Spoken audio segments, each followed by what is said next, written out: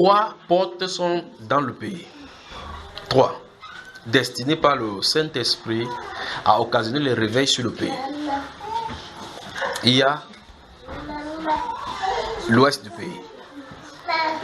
Il y a le centre et il y a l'est du pays. Donc il y a l'est, l'ouest et le centre principalement. Et donc ça veut dire que les autres parties du pays, Douala, vont puiser de ces 3-là. Vous voyez cela? Maintenant vous êtes à l'ouest. Vous pensez que quel est votre... Doucement avec vous. Vous pensez que quelle sera votre responsabilité? Dans l'ouest, le centre et l'est sont les 3 portes du réveil pour notre pays. Et donc vous pensez donc quelle est votre responsabilité? Donc vous avez la responsabilité d'allumer le feu dans cette direction-ci. Vous avez la responsabilité, vous avez responsabilité d'allumer le feu dans cette direction-ci. La porte de réveil dans le pays du Cameroun, ce n'est pas Douala. C'est ici, Yaoundé, et à l'est du pays. Vous voyez ça, n'est-ce pas? Ça veut dire que nous devrons œuvrer dans cette direction-ci. Il faut suivre la direction. Quand la colonne se déplace dans cette direction-là, on suit la direction-là. Alors donc Dieu veut faire quelque chose parmi nous. Dieu veut faire quelque chose. Mais ces choses-là, ça se travaille sur 2 volets. Dans l'église et dans le pays. C'est pour ça qu'il faut surveiller ce qui arrive dans le pays. D'accord? C'est pour ça qu'il faut surveiller ce qui arrive dans le pays. Et savoir où est-ce que le Seigneur a envie d'avancer avec les choses. Mais avant cela, avant qu'il ne continue, je vais vous poser la question. Si vous avez des questions à poser, posez des questions. Concernant ce dont j'en ai parlé là, avant que j'avance. Avez-vous des questions?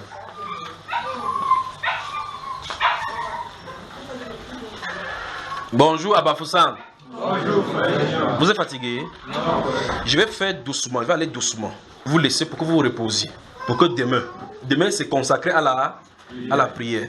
Et je ne sais pas comment vous avez fait avec les enfants. Je crois que les jeunes enfants qui sont là-bas, si vous avez notre chambre ici, on va les mettre là-bas. Elle va faire son école maternelle là-bas, aller enseignant. Pour qu'on soit concentré ici dans la prière. Donc si quelqu'un sait qu'il a des problèmes en entrant ici, il ne faut pas que la personne sorte avec les mêmes problèmes. Donc demain, on va consacrer spécifiquement à la prière. Parce qu'on a eu à manger la parole. Il faut qu'on entre dans la prière, d'accord? Voilà. Donc si vous avez des questions à poser, posez. Concernant ce sujet, s'il parle des réveils du Cameroun, ainsi de suite. Si vous avez des questions à poser, vous posez. Avant qu'on lise la Bible.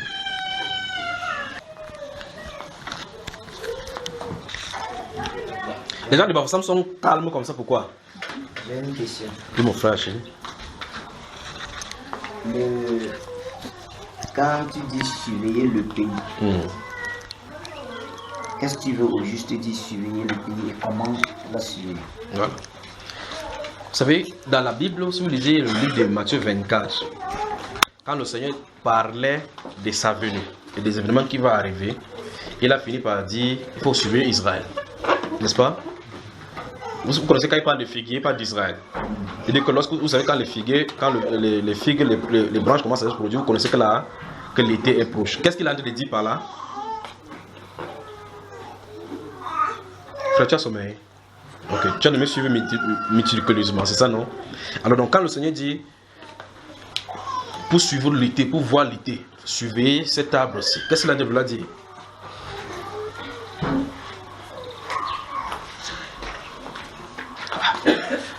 Bonjour Bafoussam.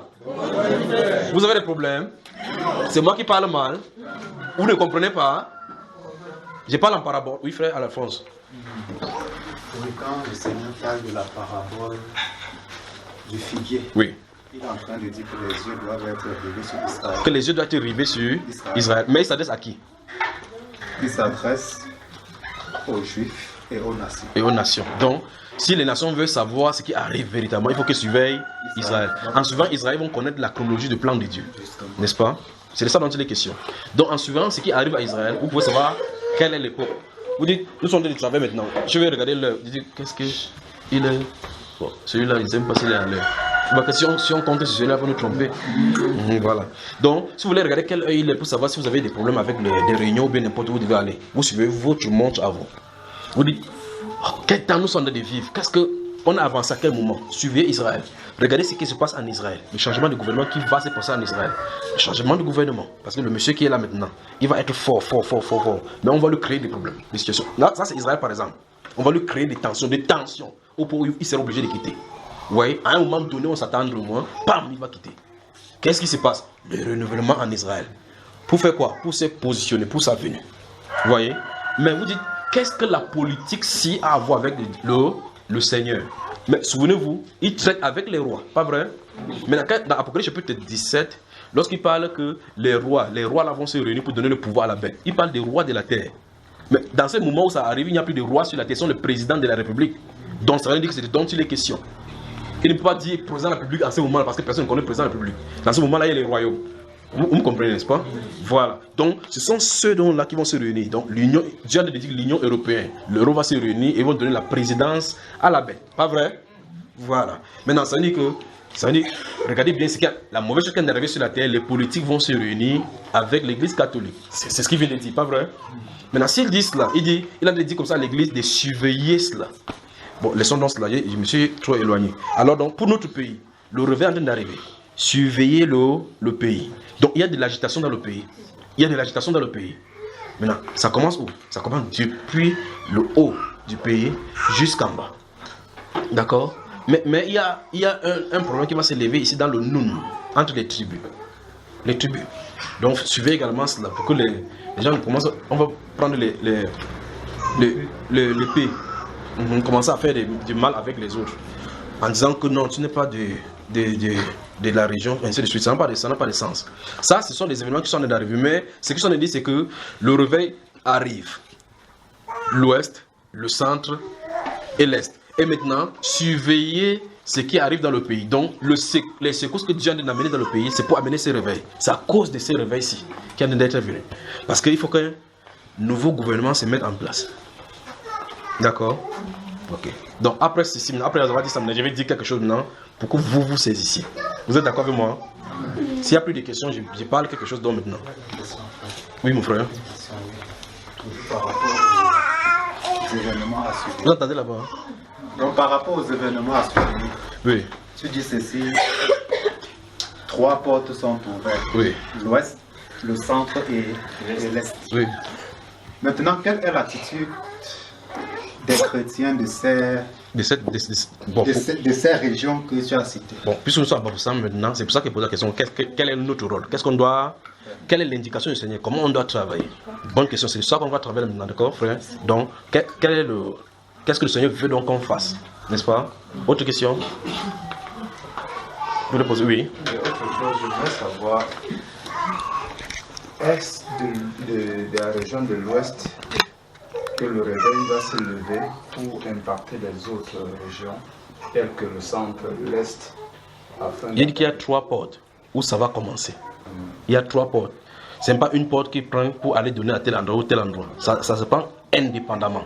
Mais pour lequel va commencer en premier, je n'ai pas d'informations.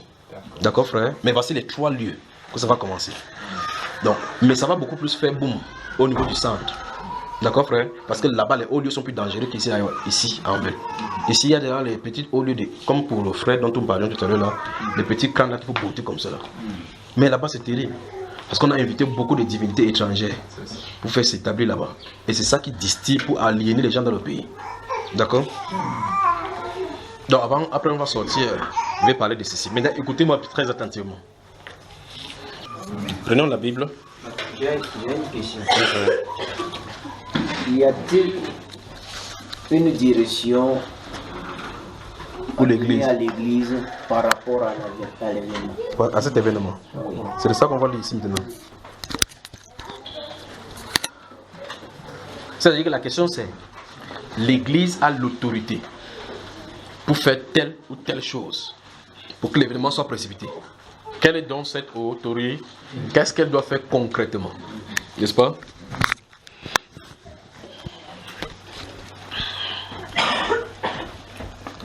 On lit. Vous êtes prêts avec moi? Donc, je vais prendre la réponse des questions concernant les événements du pays. Et puis après, on va entrer proprement dans l'enseignement, d'accord? Commençons dans le livre de Daniel. Le prophète Daniel.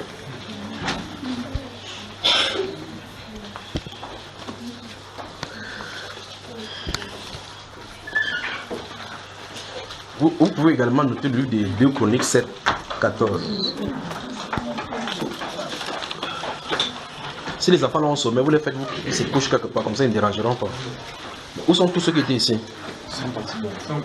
Ils sont en train de dormir, voilà. Il faut les fatiguer comme ça. Ça va, garçon? Vous êtes dans Daniel chapitre 2.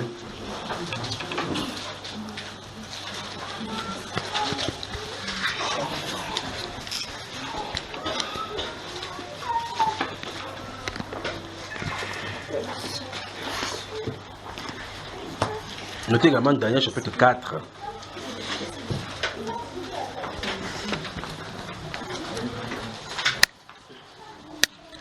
Donc nous allons lire Daniel chapitre 2. Daniel chapitre 4. D'accord? 2 Chroniques. Que doit faire l'Église? Que doit faire l'Église? Que doit faire l'Église?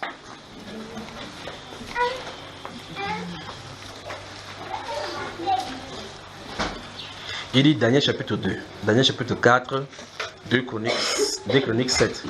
Puis on va aller maintenant dans la nouvelle alliance voir exactement ce qui était prévu pour arriver à ce moment-ci. Daniel chapitre 2, il est dit à partir du verset 1. La seconde année du règne de Nebuchadnezzar, Nebuchadnezzar eut des songes. Il avait l'esprit agité et ne pouvait dormir. La seconde année du règne de Nebuchadnezzar, Nebuchadnezzar eut des songes. Il avait l'esprit agité et ne pouvait dormir. Nebuchadnezzar, c'est le roi. En ce temps-ci, il est comme le président Donald Trump des États-Unis, qui a le commandement sur un grand étendue de territoire dans le monde. C'est à lui que Dieu donne le songe pour accomplir sa volonté. Enfin, ce n'est pas la première personne à qui il a fait cela. Il a fait ça avec Pharaon en Égypte. Lorsqu'il voulait appeler la famine sur la terre, il touche le politique pour leur montrer ce qu'il est en train de faire sur la terre. Il passe par eux. Vous voyez que personne ne peut succès sur ça, la volonté du Seigneur. Et quand Dieu lui donne le songe, il fait que ce songe-là le trouble. Tu peux dormir, tu te lèves de ton lit, tu dis, oh non, c'est un rêve comme d'autres. La sœur n'a pas encore trouvé Daniel. Elle va se fatiguer aujourd'hui. Et tu penses qu'à cette minute, tu vas trouver Daniel à côté de lui, ma sœur? C'est dans le livre des prophètes. D'accord? Dans le livre Psaume, tu avances, Proverbe. Quand tu vas voir Ézéchiel, c'est Isaïe, Jérémie, Daniel, chapitre 2. Donc, désormais, tu sais où se trouve Daniel, non? Voilà, c'est bon.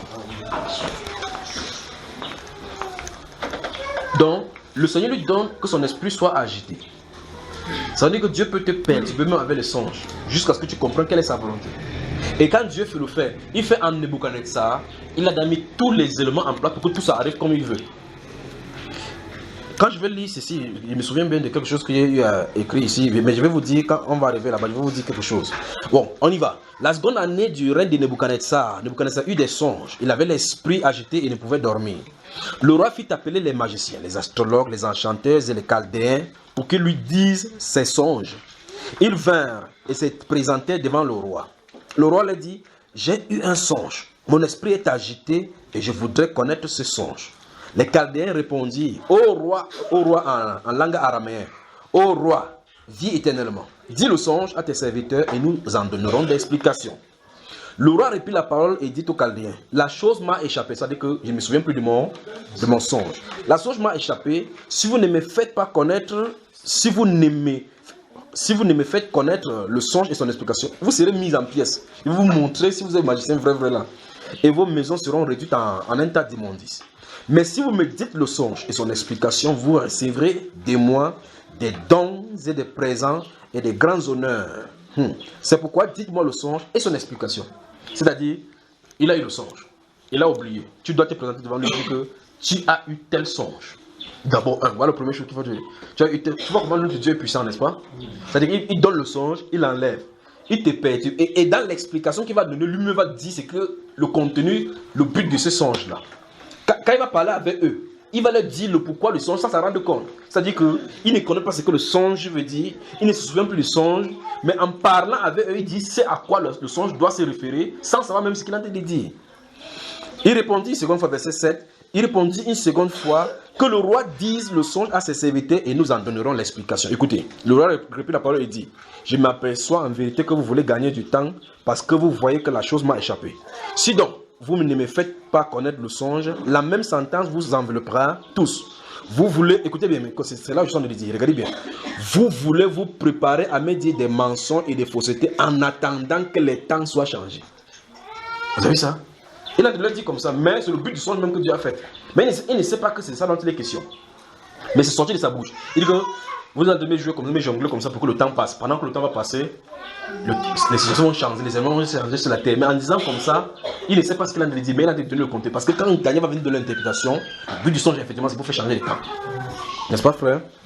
Il dit, et en attendant que les temps soient changés, c'est pourquoi, dites-moi le songe et je saurai si vous êtes capable de m'en donner l'explication. Les Chaldéens répondirent au roi, il n'est personne sur la terre qui puisse dire ce que demande le roi. Aussi, jamais roi, quelque grand et puissant qu'il ait été, n'a exigé une pareille chose d'aucun magicien, astrologue ou chaldéen.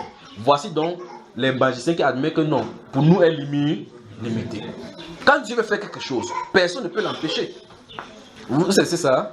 Maintenant, là-dessus, non, ce que le roi demande est difficile. Il n'y a personne qui puisse le dire au roi, excepté les dieux dont la demeure n'est pas parmi les hommes.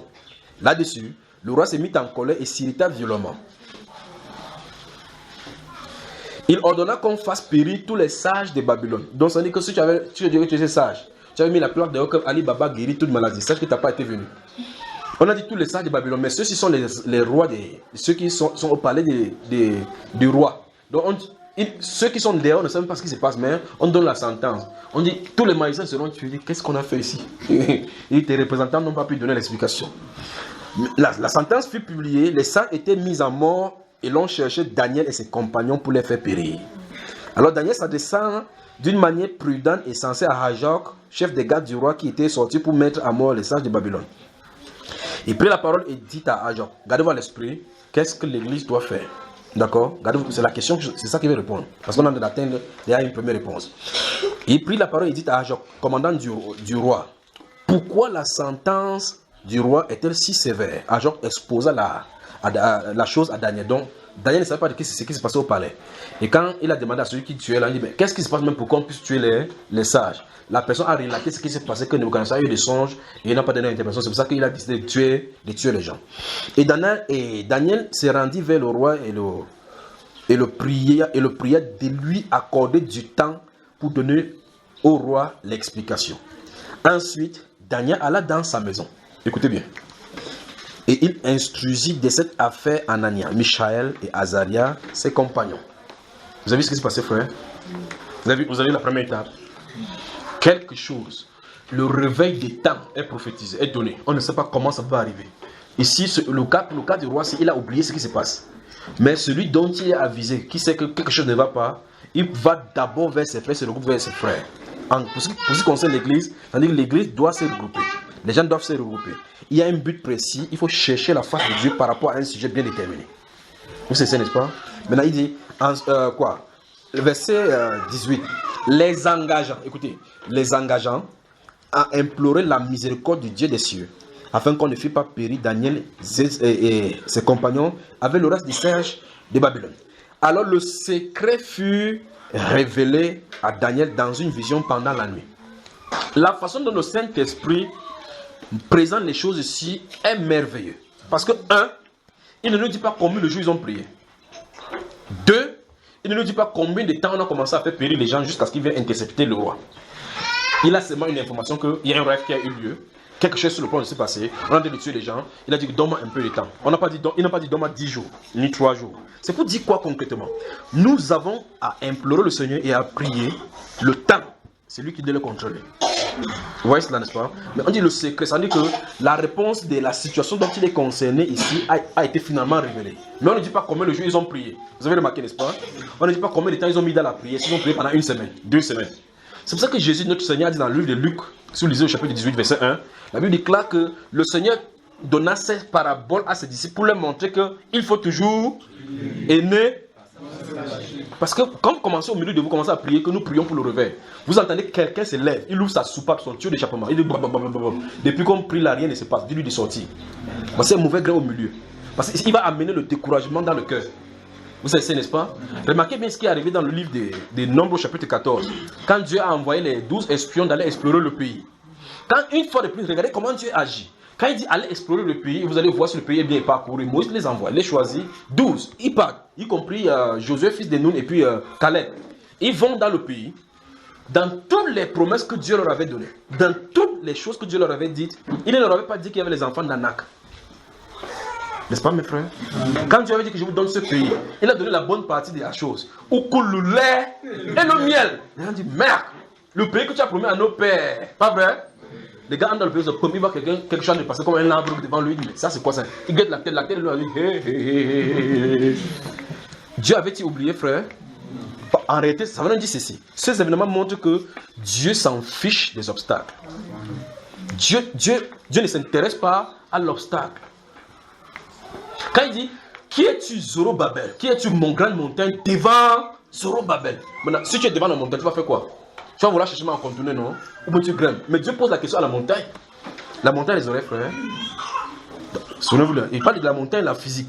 S'il y a une montagne devant toi, comment tu vas faire? N'est-ce pas, il a dit qu'on peut dire à une montagne de déplacer et jeter dans la mer. Ça, c'est pas le changement d'écosystème qui va nous amener comme ça. Hein? Dites-moi, quand vous plongez un corps, vous avez de l'eau dans une barre, dans une contenance. Vous portez une grande pierre, vous tapez là-bas. L'eau va rester là-bas. Ça va faire comment, frère? Ça va sortir, non? Portez une montagne, vous mettez dans l'eau. Qu'est-ce que ça va se passer avec l'eau? Pas étonnant qu'il n'a pas donné le pouvoir qu'on chasse des montagnes comme ça, de cette façon-là. Sinon, on devait créer une catastrophe ici. C'est que tu nerfs, tu dis, Seigneur, que la montagne tombe sur sa maison. Pas vrai, frère? Voilà, ce n'est pas ça dont il est question. Alors donc, il dit, qui es-tu, grande montagne devant Zorobabel? Donc les obstacles ne peuvent absolument faire quoi que ce soit. Quand Christ, le Seigneur, était dans le bateau, quand il dormait, vous pensez que Dieu dort, frère? Quand le bateau faisait brou, brou, brou, il ne savait pas. Hein? Quand les gars portaient l'eau, sortaient l'eau, vous voyez que quand il y a des difficultés, chacun cherche avec sa force, non? Que sortons l'eau ici, parce que c'est normal, sortons l'eau, c'est la solution humaine là-bas. Il a encore augmenté la température. Quand ils enlèvent 3 litres, 7 ans, il dit, hey. Quand ça commence à la tempête fait boum. Chacun a compris que ici c'est grave. Ils ont dit que maître, le dernier recours c'est toi, lève-toi. Vous avez vu, Jésus s'est levé, il a paniqué. Il s'est tourné, il dit silence. Quand il dit silence, après il se tourne maintenant, il dit, vous disiez quoi? Quel est le problème? Les gars bougent. Qui est même celui qui chasse l'eau. Pour lui montrer quoi? Pour lui montrer qu'il n'y a aucun obstacle. Enfin, c'est déjà même bizarre de penser qu'un obstacle peut être un obstacle pour Dieu. C'est qu'il ne serait pas Dieu. Il n'aime pas parler, donc ne parlons pas d'obstacle en parlant de Dieu. Pas vrai, frère? Laissons l'obstacle au niveau humain. Parce que Dieu n'a pas d'obstacle. D'accord, mes frères? Alors donc, lorsque Dieu dit, il est dit ici dans ce livre de Daniel chapitre 2, qu'il parte prier, Dieu veut nous montrer que le fait que le temps n'est pas mentionné montre que le temps lui répond. Le temps de la prière, c'est lui qui détient. On n'a pas dit qu'il a prié pendant 3 jours, pendant 10, rien n'est dit là-dedans. Mais on dit, le secret fut révélé. Et Jésus, donc, dans ce livre de Luc chapitre 18, dit, il montra à ses disciples qu'il faut toujours prier et n'est point se relâcher. Au verset 8, là, il est dit, en donnant, après de vous avoir donné le juge unique, la femme de ce juge unique là, après il dit, écoutez ce que dit ce juge unique, c'est-à-dire un juge qui ne craint pas Dieu. Il dit, si ce juge unique essaie de répondre à la prière quand on l'a perturbé, à combien il faut raison donc, et Dieu ne fera-t-il pas justice à ses élus? Nous avons chanté ici dès le départ aujourd'hui ce matin, nous avons été élus, non? Donc il parle de nous. Dans ce cas, comment les élus qui ont été prédestinés à la fondation du monde, qui chantent à sa louange, doivent prier jour et nuit?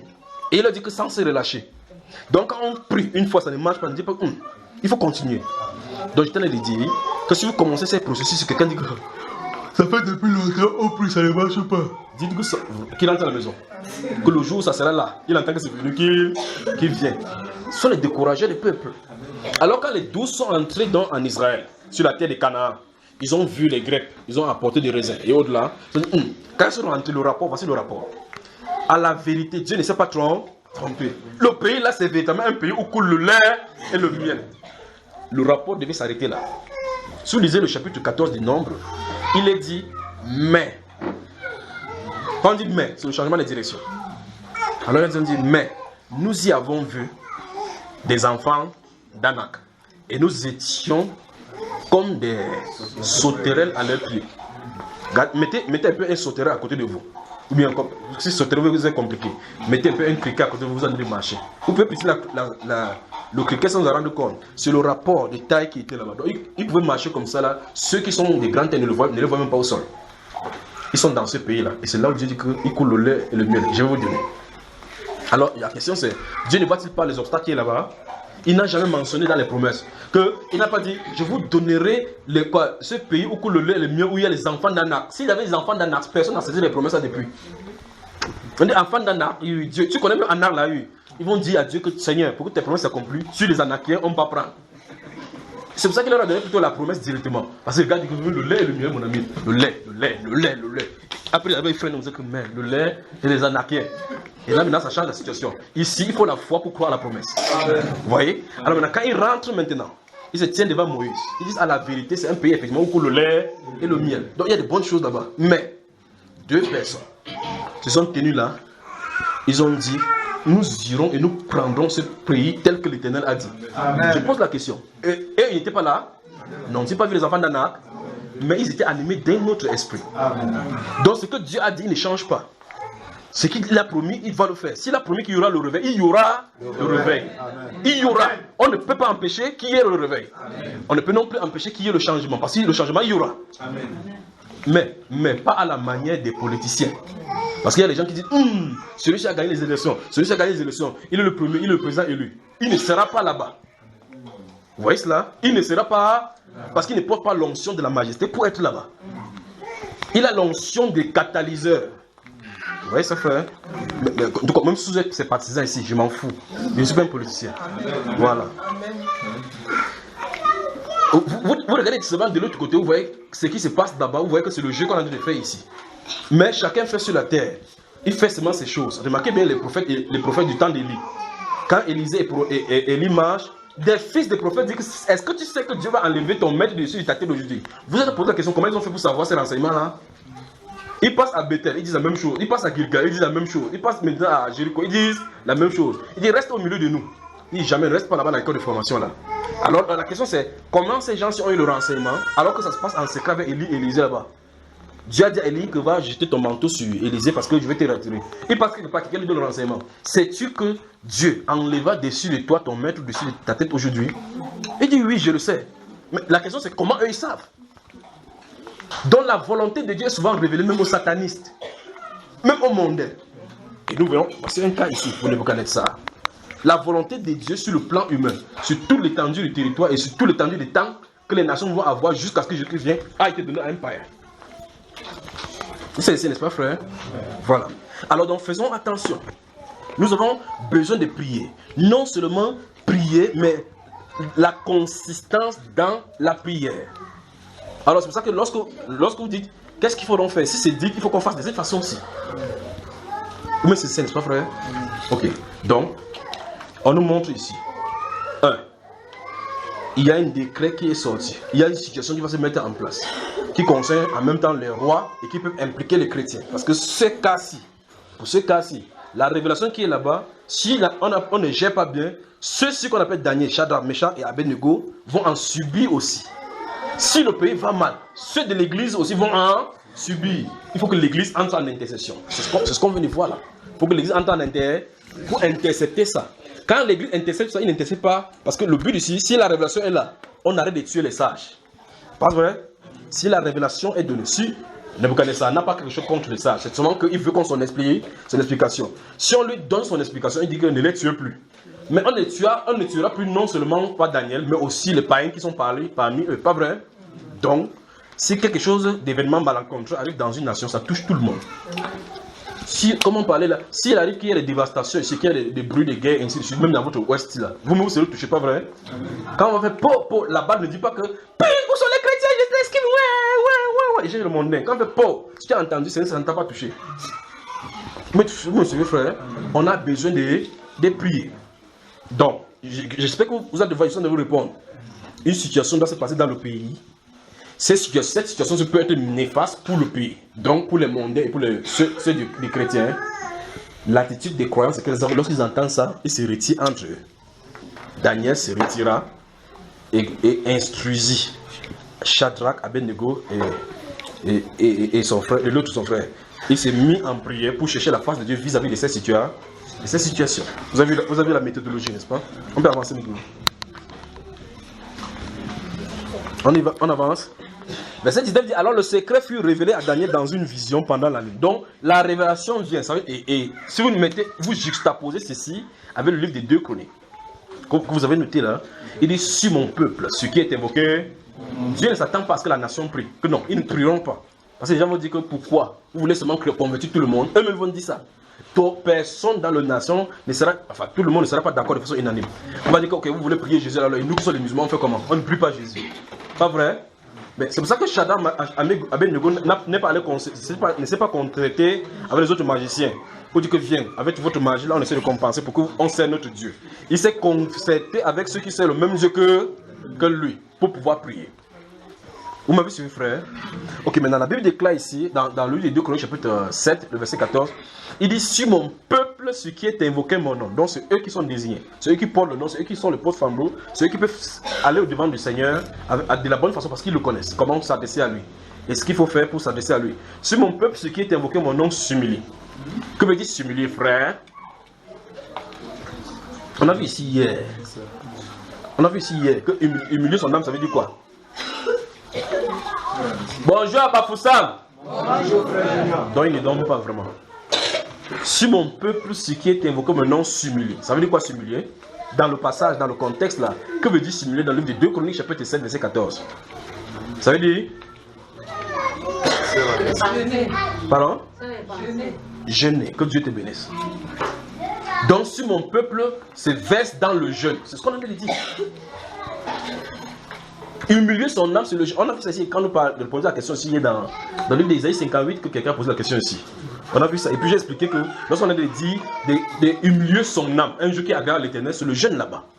Donc quand vous voyez la Bible, David dit que quand ils avaient des situations, j'humiliais mon âme chaque jour. Donc il jeûnait pour eux. C'est ce que David dit. Vous me suivez, n'est-ce pas? Donc, ça veut dire qu'il faut associer à cette méthodologie le jeûne.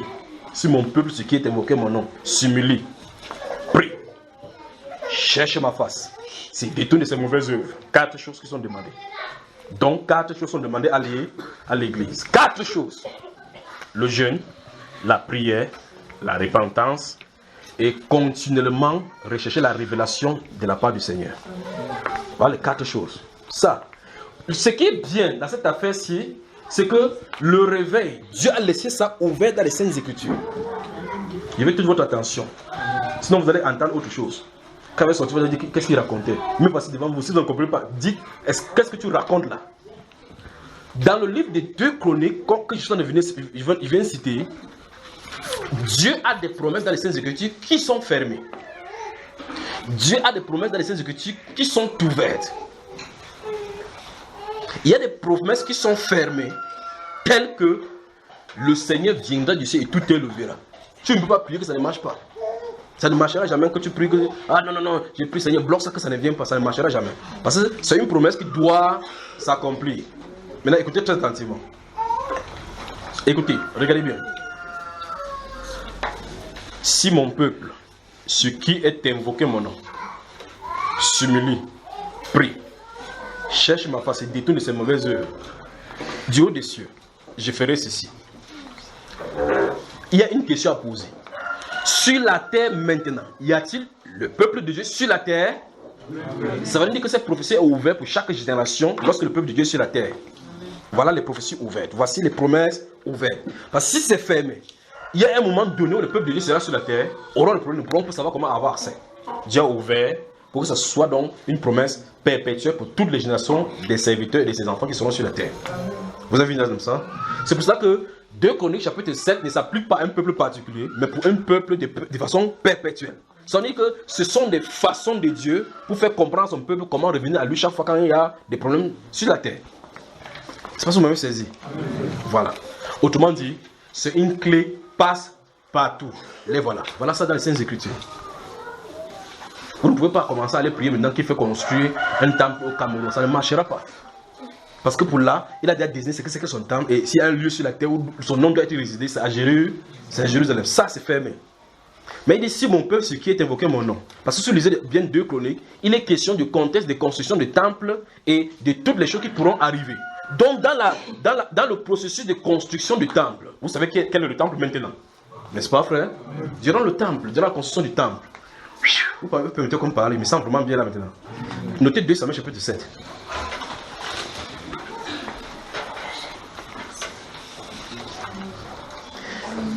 Non, il n'est pas demandé d'ouvrir, il dit noter. Ça, c'est en train d'ouvrir 2 Samuel avec tellement.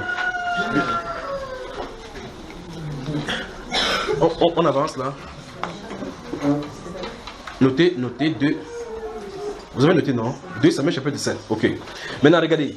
Dans ces 2 Chroniques chapitre 7, dont je l'ai cité ici depuis, et c'était la première partie, il est dit que si son peuple, ce qui est invoqué son nom. Mais vous remarquez que dans le livre, dans ces 2 Chroniques, c'est Salomon avec Dieu qui sont en train de converser au niveau du temple, n'est-ce pas? Le temple de Salomon qui est bâti. Et donc, Salomon a en train de faire des alliances avec le Seigneur vis-à-vis de son peuple qui se trouve là maintenant. Maintenant, vous savez que ce temple-là représente le temple, le corps de Christ, Jésus. Et vous savez que ce temple dont-là nous représente. C'est ça, frère? Ok. Donc, durant le moment du temple, il se pourrait qu'on fait des fautes devant Dieu. Durant le moment des temples de Salomon, il y a des moments où le peuple de Dieu va avoir des problèmes au point où il sera en captivité à Babylone. N'est-ce pas, frère? Amen. Et dans cette alliance-là, il dit que même si son peuple part à Babylone, et que là-bas, il y a l'esprit de repentance qu'il leur a accordé, s'il tourne leur face du côté du temple, qu'il invoque son nom, Dieu des cieux exauce. Maintenant, c'est Dieu qui donne ces promesses là. Que si mon peuple, ce qui invoque mon nom, s'humilie, prie, cherche ma face, Dieu des cieux va répondre. Donc Dieu a donné une promesse concernant le temple et concernant les éléments du temple. Donc ça veut dire qu'en réalité, si vous saisissez cela, et comme il a dit, il dit que je rendrai mes faveurs durables à David, comme je l'ai dit, cette grâce sainte qui sont assurées. Il ne parle pas de David, il parle des chrétiens. C'est ce que le prophète dit dans la nouvelle alliance, c'est ce que Paul dit, pas vrai? Il dit que ce sont ces choses-là dont le prophète a parlé des grâces saintes promises à David. N'est-ce pas, frère? Mais qu'est-ce qui est dit au fils de Salomon, au fils de David? Il est dit que son alliance avec David, c'est une alliance éternelle. Que même si ses fils le désobéissent et pêchent, il va les châtier, mais il ne l'enlèvera pas de sa grâce. C'est ce qui est prévu dans les Saintes Écritures, frère. Voilà. Donc, il est prévu que même si les fils pêchent, Dieu va le faire revenir vers lui. 2 Chroniques, chapitre 7, donc, verset 14 dit, si mon peuple, ce qui est invoqué, mon nom, s'humilie, prie. Vous voyez? C'est répandre, donc change de mauvaises voies. Donc, il est prévu que le peuple de Dieu peut être dans les mauvaises voies. Oh bon, si tel n'est pas le cas, si le peuple n'est pas dans ce cas-là, on ne parlerait pas de réveil. Parce que ce réveil, ça veut dire qu'on est dans une situation, on est endormi. Les prophéties bibliques, c'est pour ça qu'après, je vais aller dans l'Ancienne Alliance, dans la Nouvelle Alliance. Les prophéties bibliques disent principalement, si vous voulez voir ça clairement dans le livre de Matthieu, chapitre 1, verset 13. Oh, il commence à aller vraiment vite là-dedans. Si vous lisez Matthieu, chapitre 25, verset 1 à 13, il est parlé de la parabole de 2 groupes là-bas, les vieilles sages et les vierges folles. On dit, on attendait que l'époux vienne. Nous attendons qui, frère? Qu'est-ce que nous attendons? Nous attendons l'époux. Nous attendons que l'époux vienne parce qu'on attend notre divin époux, divin sauveur, divin, on l'attend. La Bible déclare que durant ce moment-là, tous s'assoupirent. Donc, c'est prophétisé qu'il doit avoir l'assoupissement. Quelque chose a amené l'assoupissement. Subitement, il va dire, réveillez-vous! Allez à ça! Il faut donc le réveil. Vous voyez le problème, n'est-ce pas? Il y a un réveil qui doit se préparer. Mais quand la voix a crié, voici l'époux, allez à ça, gardez-vous à l'esprit que lorsque vous lisez les Saintes Écritures, voici l'époux, allez à sa rencontre. On n'a pas de dire que quand Jésus va venir dans les cieux comme ça, il ne va pas dire que voici le moment de l'enlèvement, montez. Non, c'est pas ce qu'on le dit. On a de vouloir dire le message, parce que le cri parle d'un message qui doit venir pour réveiller les gens, afin que les gens soient prêts pour embrasser l'époux. C'est ça dont c'est les questions dans la Bible. Donc ne vous attendez pas que vous allez entendre que Garcia dorme, met le réveil là-bas tout le monde, parce qu'on a dit qu'au milieu de la nuit. Bon, si au milieu de la nuit chez toi, à New York, c'est au milieu de la nuit. Donc on a des problèmes là. Alors donc ça veut dire que lorsque l'obscurité va se positionner, lorsque les ténèbres vont envahir l'église, à un moment donné, Dieu va se faire un chemin pour venir prendre son église. Vous savez, n'est-ce pas? Donc au milieu de la nuit, une voix a crié, voici l'époux, allez à sa rencontre. Dans le moment où l'enlèvement va avoir lieu, il y aura des messages pour préparer les gens d'aller à la rencontre de Christ. Maintenant, ça veut donc dire que ce cri, c'est pour Ça veut dire que c'est pour réveiller. Comment vous entendez cela? C'est pour réveiller. Donc il y a un enseignement sur le réveil qui est censé venir pour préparer les gens en vue de rencontre de Christ. Le réveil doit être prophétisé pour venir. Maintenant, regardez bien que la période où le réveil là est prophétisé, c'est prophétisé lorsqu'on a des attentes que l'époux vient. Vous lisez la Bible, vous dites, oh j'ai lu la Bible, on dit, le réveil arrive, vous dites, ok, comme c'est le frère Junior qui a dit, c'est ce qui ça arrive. Dans les écritures prévues, c'est prévu que ça vienne. Le mécanisme, Dieu a mis un ici, mettre un là-bas, mettre un là-bas, mettre un là-bas. Ok, vous dites, et puis il dit, voici l'époux, allez à sa rencontre. L'autre chose maintenant, c'est qu'on dit, toutes les vierges se réveillèrent. Donc, que vous la mettez ou pas, dans les dénominations, dans l'église catholique haute là-bas, ils vont savoir que le réveil le moins est fort. Ça veut dire quoi? Dieu va faire sortir tous ses enfants dans tous ces lieux-là. Le réveil, c'est pas pour que vous restez dans une maison comme ça avec. Non, non, non, non. Quand ça va venir, vous me dites, vous réunissez ici dans cette maison, c'est quand souvent? Non, ma maison, c'est dimanche. Parce qu'il faut que lundi, le frère, c'est pas travailler, non? Pour nourrir le petit garçon, sinon. Parce qu'il mange, hein? Oh, vous ne le connaissez pas bien. Alors donc, ça veut dire que si papa travaille, celui-ci ne va pas manger, non? Attendez, le réveil vient. Quand le réveil vient, Dieu prend le contrôle du temps.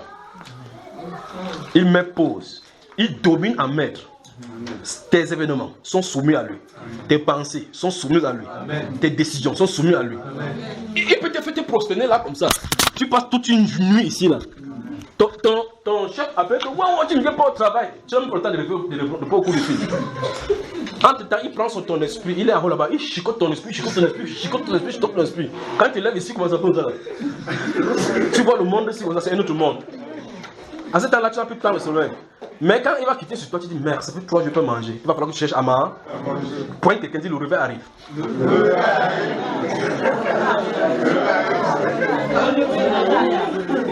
Donc faites attention. Ok, maintenant, regardez le premier réveil de l'église. Regardez très attentivement le premier réveil de l'église. Lorsque Jésus, notre Seigneur, marchait sur la terre avec eux, ils allaient de lieu en lieu. Ils allaient de lieu en lieu. Ils parlaient ici. Ils parlaient là, ils parlaient là. Mais quand Christ Jésus leur a dit, restez à Jérusalem jusqu'à ce que le Saint-Esprit vienne. Vous ne pouvez pas fonctionner dans l'église sans le Saint-Esprit.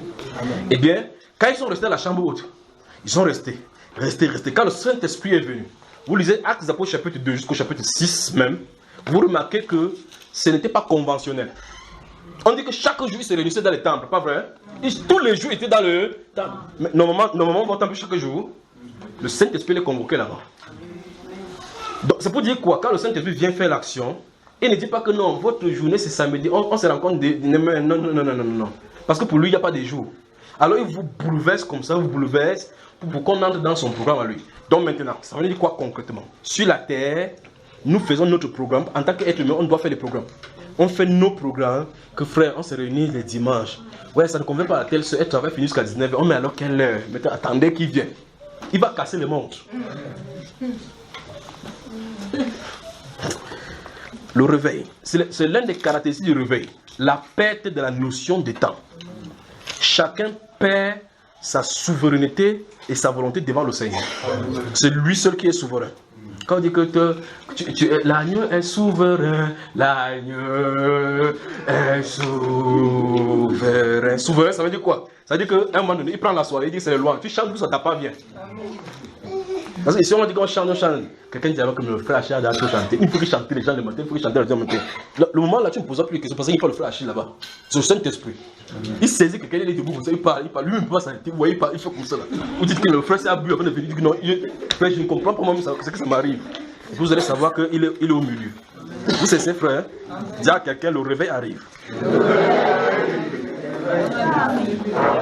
Vous me suivez, n'est-ce pas? En tout cas, gloire au Seigneur que ça se prépare ainsi. Et au moins, vous êtes avertis de ces choses qui vont arriver. Parce que quand ça arrive, quand on ne comprend pas, chacun va dire comme ça. C'est pour ça que ça bloque certaines personnes. D'autres personnes disent que faut qu'il fasse, ça peut être la sorcellerie qu'on dit ici. Quand quelqu'un dit qu'on dit que adorons le Seigneur, quelqu'un dit que non. J'ai vu quelqu'un renverser le truc comme ça. Tu entends là quelqu'un dit que au nom de Jésus-Christ, prosternez-vous et adorez Dieu. Hein? C'est encore quoi l'autre là-bas? On a déjà entendu tout là. Quand ça va venir, vous allez voir quelqu'un va venir. Il y a des gens qui vont venir, vous allez donner la chaise, vous allez dire non. Il va s'asseoir au bout ici. Comme ça, si c'est fort, il sort. Le réveil arrive. Le réveil arrive. Alors dans le livre de Matthieu chapitre 25, il est dit que comme l'époux tardait à venir, toutes s'assoupirent. Quand on parle de toutes, c'est les vierges sages et les vierges folles. Dans cette écriture-là, Jésus, notre Seigneur, dit 5 étaient sages, 5 étaient folles. Ça ne veut pas dire qu'il y a 5 églises. Ça ne veut pas dire qu'il y a 5 églises sages, 5 églises folles. D'accord? Ça ne veut pas dire que c'est moitié. Si on avait du temps, je vais passer le temps de lire, quand on travaille même dans le vêtement pour pouvoir y entrer. Maintenant, il dit, toutes s'assoupirent. Mais en dormant, la Bible déclare, quand il voulait dormir, quand il était dans le sommeil, en entrant dans le sommeil, avant que l'obscurité ne frappe sur l'église, la Bible déclare que les sages avaient pris, avec quoi? L'huile. Ils avaient pris quoi faire? L'huile. Pour que les lampes ne s'éteignent. C'est-à-dire quoi concrètement? C'est-à-dire, bon, vous savez effectivement que les vierges, ça veut dire qu'on a été sanctifié par la parole. Ça veut dire que racheté par la parole. Quand tu es racheté par la parole, pour Dieu, tu es vierge. Vous entendez ça? Hein? Maintenant, on dit que en prenant leur lampe, ça veut dire que la parole qu'ils prêchaient, qu'ils avaient, c'était la parole oint de l'esprit. Maintenant, la Bible déclare qu'ils avaient pris quand même une réserve d'huile. Parce que non seulement il faut avoir la parole, il faut aussi avoir l'esprit. Voilà ce qu'a fait la différence entre les deux groupes des vierges. Voilà pourquoi l'un des groupes était sage et l'autre était vierge. La différence était quoi? La différence entre les deux était quoi? L'huile. Et donc, l'huile, donc c'est quoi? Point quelqu'un dit, ok, où vas-tu sans le Saint-Esprit? Où vas-tu donc sans huile? Si ta lampe s'éteint, tu vas charger avec quoi? Donc, ça veut dire que toute la réunion doit tourner autour de quoi? Autour de... C'est ça. Parce qu'on a dit au milieu de la nuit, quand on cria, voici l'époux. L'autre c'est de l'obscurité à l'obscurité. J'ai mis la lampe ici, j'ai mis la lampe ici. Vous voyez? Je parle physiquement. Ah, j'ai mis la lampe ici. La vierge, vous savez, quand vous êtes au village, quand vous voulez dormir, vous déposez votre lampe là, vous baissez tout simplement jusqu'à un moment donné. Il y a l'obscurité, mais il y a quand même des lueurs. Parce que si vous avez entendu le bruit, vous augmentez seulement la lampe et puis vous observez, d'accord? Pendant que... Il faut que même mon téléphone, j'arrête bien pour... Pendant que on dit, voici le point là, ça rencontre, la vierge fait son lampe comme ça, pop. Parce qu'elle voit où elle en est d'aller. Elle est conduite par le Saint-Esprit. Vous avez entendu, n'est-ce pas? Alors maintenant, pendant que l'autre a distribué que c'est pas où, c'est pas où. Vous savez, si vous rêvez, vous dormez dans une chambre, un jour vous dormez, votre tête est par ici, vous mettez la tête à un autre endroit, on coupe la lumière, vous allez vous lever un jour, cogner votre tête au mur. Parce que vous ne connaissez pas la direction. D'accord? Il faut absolument l'huile dans la lampe, dans la tente du Seigneur. Donc la Bible nous révèle que le réveil apporte de l'huile pour qu'on soit prêt pour l'enlèvement. Vous avez suivi, frère? Ok. Si mon peuple, ce qui est invoqué mon nom, s'humilie, prie, cherche ma face, se détourne de ses mauvaises œuvres, se détourne, regardez-vous à l'esprit ceci, se détourne de ses mauvaises œuvres, se détourne de ses mauvaises œuvres, se détourne. Je faisais ceci, je me détourne, se détourne de ses mauvaises œuvres. 4 choses sont demandées donc au peuple de Dieu. Dieu prend l'engagement sur 3 choses. Dieu des cieux, je l'exaucerai. Je pardonnerai ses péchés. Frère, puis dit, je guérirai son pays. Donc, le pays est malade, frère. Le pays est malade. Le pays est malade. Dieu attend que le chrétien vienne pour qu'il guérisse le pays. Ça devait être clair, pas vrai? Dieu veut guérir le pays. Que veut-il donc guérir le pays? Quel est le mal que le pays a? Si c'est la malgouvernance, Dieu guérit la malgouvernance.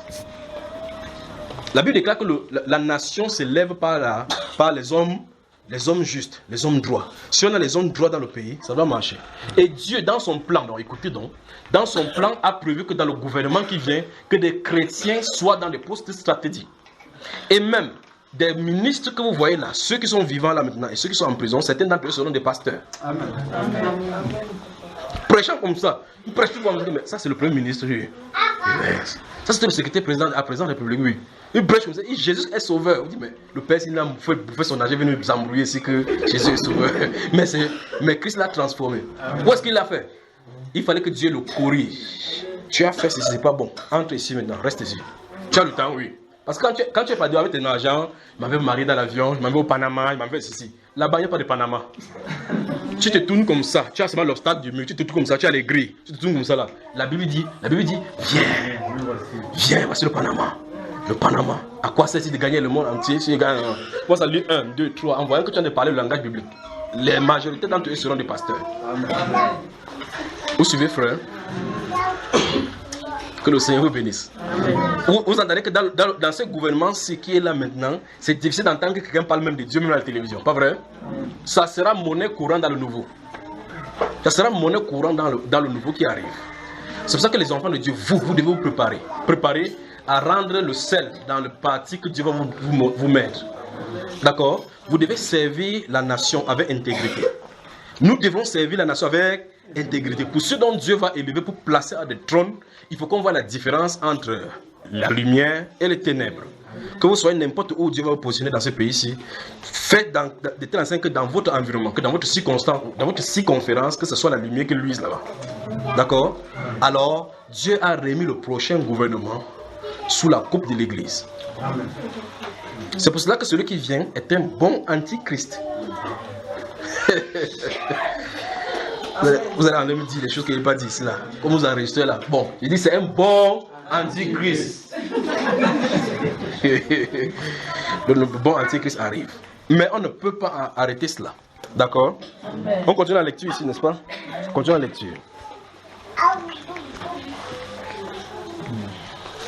La Bible déclare donc, si nous sommes arrêtés au verset 17 où Daniel est rentré, quand il est rentré, il a engagé, verset 18 dit, verset 19, mais on tombe au verset 19 directement. Alors le secret fut révélé à Daniel dans une vision pendant la nuit et Daniel bénit le Dieu des cieux. Daniel prit la parole et dit, béni soit le nom de Dieu, d'éternité en éternité, à lui appartient la sagesse et la force. C'est lui qui change les temps et les circonstances. Ce bout de phrase-ci, un philosophe, un politicien, un penseur ou n'importe qui sur la terre, en pensant et en tombant sur ce genre de versets, le verset 21 du chapitre 2 de Daniel, en disant, on dit c'est Dieu qui change des temps et des circonstances sur la terre. Comment il fait pour changer des temps? Quand vous prenez le temps de lire le livre des prophètes Ésaïe, sur Ésaïe chapitre 37 et 38, et vous voyez comment le roi d'Assyrie vient par exemple pour haranguer Ézéchias. Et lorsqu'il envoie les émissaires pour dire que Ézéchias ne vous trompe pas avec son Dieu, quel est le Dieu qu'il n'est pas détruit? Est-ce que de toutes les autres nations qu'on a tapées, est-ce que les dieux ont fait quelque chose? Et il croyait que les toutous, vous appelez les toutous qu'on met au mur là, vous appelez les statuettes. Comme les seuls à porter les toutous, ils marchaient avec nous, voici notre Dieu des montagnes, Dieu des souris, Dieu ceci. Il croit que le Dieu de Jésus a été le genre de Dieu là. Quand ils ont fini de faire ça, l'autre est resté tranquille. Et puis il a appelé le prophète Isaïe. Il a dit que ce n'est pas un homme qu'ils ont insulté. Dieu dit que j'ai entendu comment il m'a insulté. Je vais le traiter. Alors qu'est-ce qu'il veut dire? La Bible déclare ici verset 21. Il dit c'est lui qui change les temps et les circonstances. Un être humain normal se présentant devant la Bible et voyant de telles choses, il devrait s'arrêter. Même s'il fait n'importe quoi, il devrait s'arrêter. On dit c'est Dieu qui change les temps et les circonstances sur la terre. On ne dit pas seulement pour le pays, il a dit c'est lui qui change les temps et les circonstances. Donc si tu es dans le chômage, donc je suis dans le chômage maintenant, je ne suis pas né dans le chômage. Parce que quand j'étais né, je ne connaissais pas le chômage. J'avais au moins les 5 que j'étais.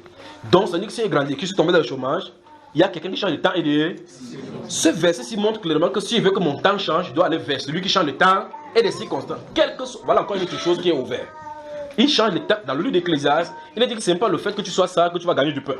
C'est pas parce que tu es âgé que tu peux gagner des courses. Il dit tout dépend pour eux des temps et des circonstances. Qui change des temps et des circonstances? Donc c'est Dieu qui te positionne où il faut positionner.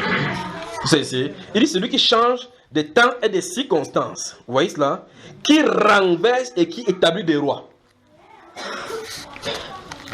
Quand un roi doit lire ça, un président, je crois qu'en lisant avec le roi, ça donne. Quand un président lit ces choses comme ça, il devait dire que... Donc ça veut dire que s'il m'amuse là, il va me botter. Il doit faire alliance avec lui. Vous me suivez, n'est-ce pas? C'est ce passage-ci, l'un des passages que j'ai écrit en 2011, où je suis allé à la présidence donner au président.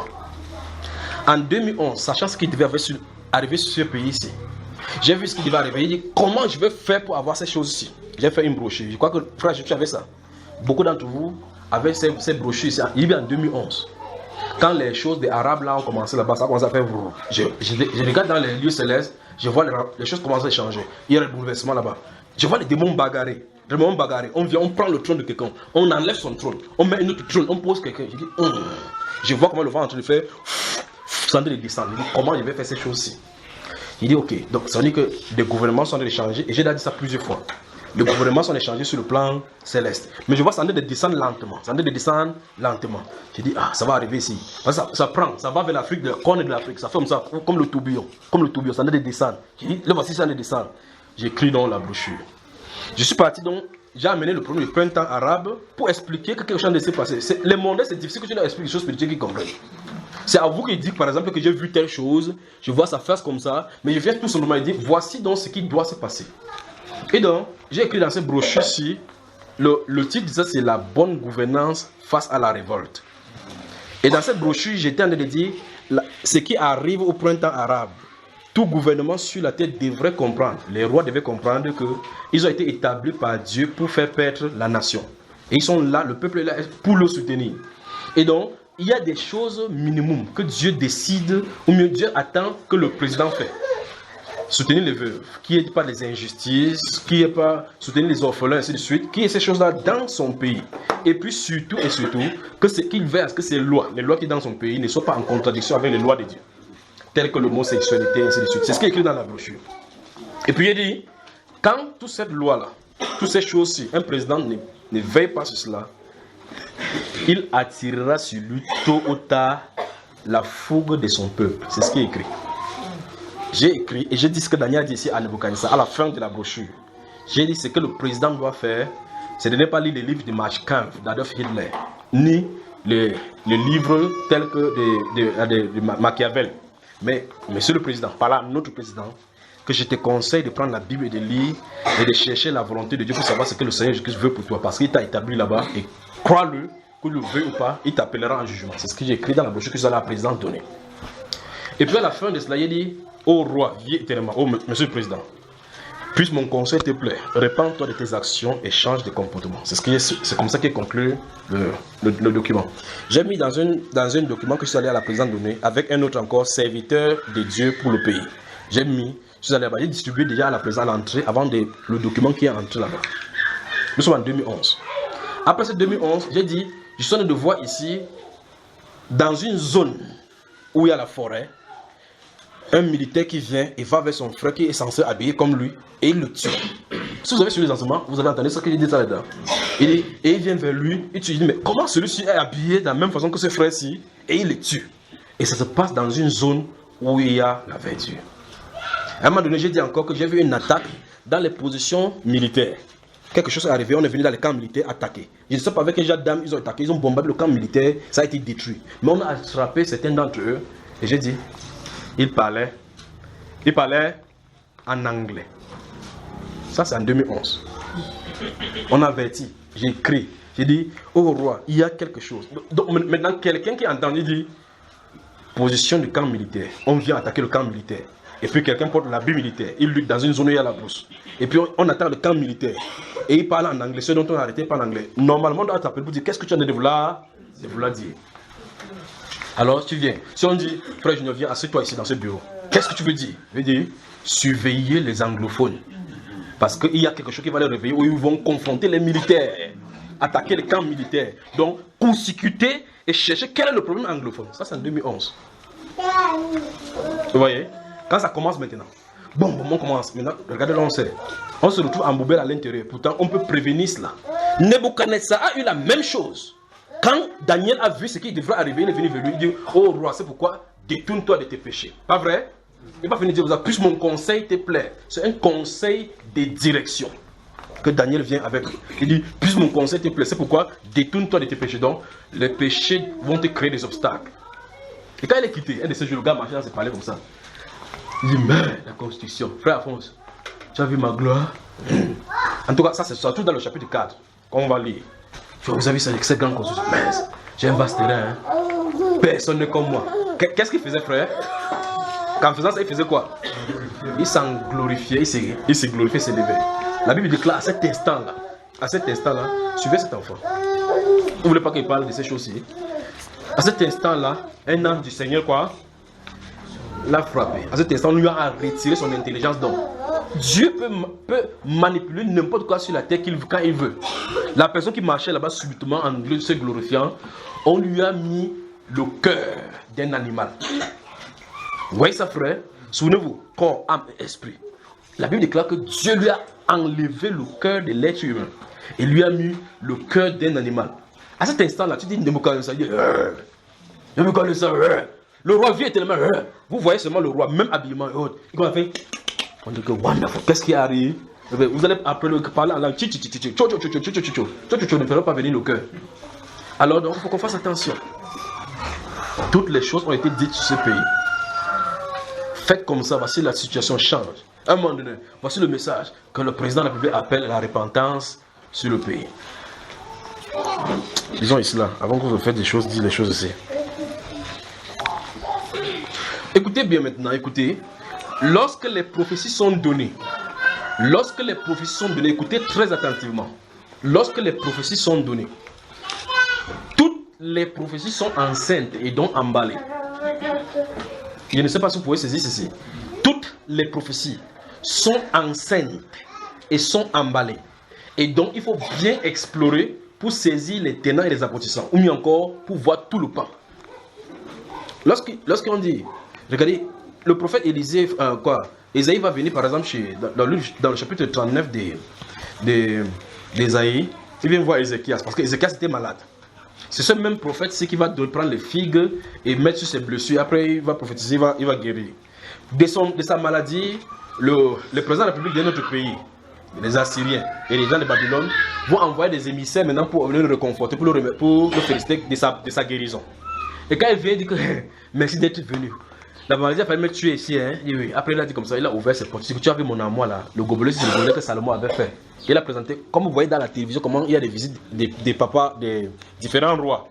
Et on montre les trésors du pays. Il allait montrer. Écoutez bien, écoutez. Quand le prophète Isaïe vient, il dit que qu'est-ce que ces hommes sont venus ici faire? Il dit qu'ils sont venus de Babylone. Quand le prophète Isaïe dit qu'est-ce que ces hommes sont venus faire, il y a déjà un problème. La question a un problème. Parce qu'il vient dire spécifiquement, les hommes s'ils sont venus faire quoi? C'est parce qu'il connaît qu'il y a un problème et la situation qui va arriver et ce qui va en découler dans la suite des temps, de leur présent. Donc, leur présent déjà pose problème. La prophétie est enceinte. Alors quand il dit que, et qu'est-ce qu'ils ont vu? Ça veut dire que quand un prophète pose la question, comment tu vas? Il ne faut pas comprendre, non, je vais bien. Dieu est sur le trône. Il n'a pas demandé si Dieu est sur le trône ou il n'est pas sur le trône. Il a dit comment toi tu vas. Alors, lorsqu'il est dit, un soldat qui va s'habille avec notre soldat. Bon, si on commence à détailler. N'est-ce pas, c'est la perception qu'il cherche de moi?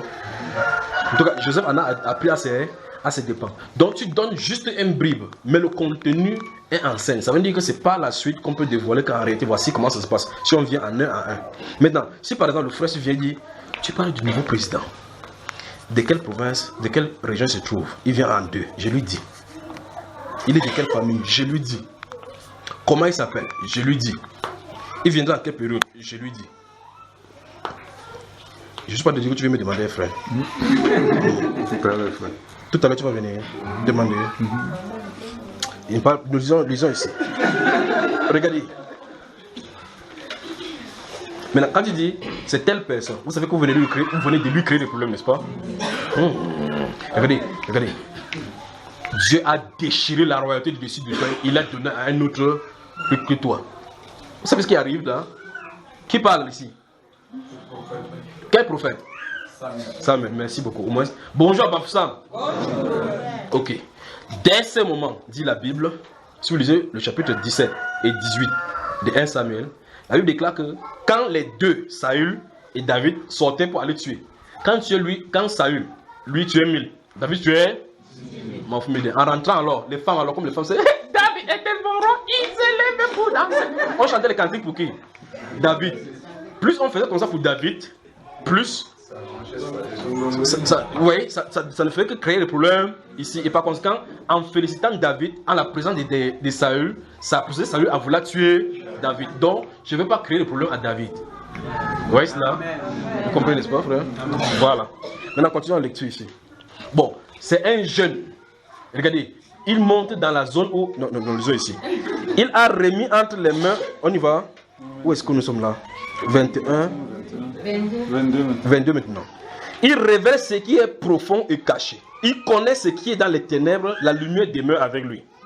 Dieu de mes pères, je te glorifie et je te loue de ce que tu m'as donné la sagesse et la force et de ce que tu m'as fait connaître ce que nous t'avons demandé, de ce que tu nous as révélé le secret du roi. Donc le roi était là. Dieu lui a donné quelque chose et Dieu a dit la même chose aux gens. Alors la question que je pose, servons-nous le même Dieu que Daniel, le prophète servait? Ne dit-il pas dans les Saintes Écritures, dans Deutéronome 29, 29, que les choses cachées sont pour les choses révélées pour les enfants? Sommes-nous ses enfants? Pointe quelqu'un. Dis prions. Cherchons sa face. Il va nous révéler ses secrets. N'est-ce pas, frère? Il va nous les révéler. Il va nous les révéler. Avançons rapidement là. Après cela, Daniel se rendit auprès d'Ajok, à qui le roi avait ordonné de faire périr les sages de Babylone. Il alla et lui parla ainsi: ne fais pas périr les sages de Babylone. Conduis-moi devant le roi et je donnerai au roi l'explication. Ici, c'est ici qu'on sait dans quelle sauce tu manges, dans quel genre de plat tu manges. Défoncer devant quelqu'un comme ça là. Tu dis tu dis ainsi parle le Seigneur. Voici ce que tu as vu. Parce que quand tu dis voici ce que tu as vu, la personne se rappelle de ce qu'il a vu. Si je dis que tu avais vu le canard et qu'il avait vu la chèvre, tu vas confirmer dans sa face là-bas. Donc il faut que tu vérifies déjà avec qui tu es. C'est-à-dire quoi concrètement? Avant de sortir pour donner la révélation du Seigneur, vérifie que tu es avec lui véritablement. Que ce que tu vois est clair. Si on ne voit pas bien, il faut qu'on t'achète des verres optiques spirituels. D'accord, frère? Et ça, quand on ne voit pas bien, vous mettez les verres, regardez le frère à fond. Il faut comme ça là. Il faut que son rectum pontum plus est au proctum proximum. Il commence à mettre les verres pour voir. Alors c'est comme ça, parce que si on ne voit pas bien. C'est ça, ce sont ces choses-là qui sont compliquées avec les prophéties et avec les prophètes. Gardez-vous à l'esprit que tout à l'heure j'ai dit qu'Élisée marchait avec le prophète Élie. Et Élisée savait que le prophète Élie devait être enlevé. Et ils sont enlevés dans les garnisons où il y avait des prophètes. Eux-mêmes ils savaient qu'ils devaient être enlevés. Je vous pose la question, comment ont-ils eu la révélation qu'ils devaient être enlevés? La question encore que je pose c'est, comment les mages ont-ils su que l'étoile qui était positionnée dans le firmament était l'étoile du roi des Juifs? Dites-moi. Nous avons vu son étoile. Nous sommes venus de l'Orient pour l'adorer. Comment? Est-ce que dans l'étoile c'est écrit que voici l'étoile des rois des Juifs? C'est écrit comme ça, frère? Dites-moi comment ils savaient. Dieu leur a montré. Vous savez ça? Ok, maintenant, écoutez très attentivement. Vous avez entendu des prophéties sur ce pays. Des gens donnent des prophéties. D'autres disent, il va mourir avec ceci. La prophétie dit que celui-ci est censé passer de cette façon-ci. Mais les temps et les circonstances peuvent être changés. C'est ça le problème. Alors quand tu vois cela comme ça, c'est pour cela qu'à un moment donné, on est obligé d'avancer doucement. Vous dites, comment on donne cette prophétie si demain on donne encore cette autre prophétie, on donne encore une autre prophétie. Parce que ce sont des prophéties changeantes. On a dit que l'église peut changer quelque chose. Donc vous entrez maintenant, vous dites que ainsi dit le Seigneur. Le décret c'est ceci. Il ne doit pas tomber. Vous avez suivi ça ici. Il dit pour un autre pays ici là. Il ne doit pas tomber étant sur le trône. Vous dites comme ça. Et puis, vous quittez la scène. Voici un autre prophète qui entre. Le Seigneur m'a révélé que si vous priez, il tombe. Vous voyez cela? Vous voyez que la volonté a évolué. Pas que ça a changé. Parce qu'il y a la volonté parfaite, mais il a laissé libre cours à ce qu'on puisse changer la situation. Maintenant, vous entrez, quand vous dites telle chose, et que quelqu'un dit quelque chose, l'autre était un faux prophète. C'est pas comme ça.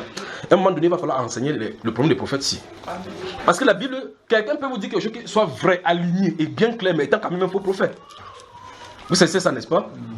Dans le livre de Deutéronome, si vous lisez le chapitre 13 de Deutéronome, le chapitre 18, il est dit clairement que si un prophète vient au milieu de vous, et dit quelque chose et que ça a son accomplissement, et il dit que ça a son accomplissement, et puis on dit, en disant, allez vers d'autres dieux. Vous avez vu un prophète qui est venu vous dire que ton mari, tu as fait comme ça avec ton mari dit oui, c'est vrai. Après, est-ce qu'il dit que va adorer Satan?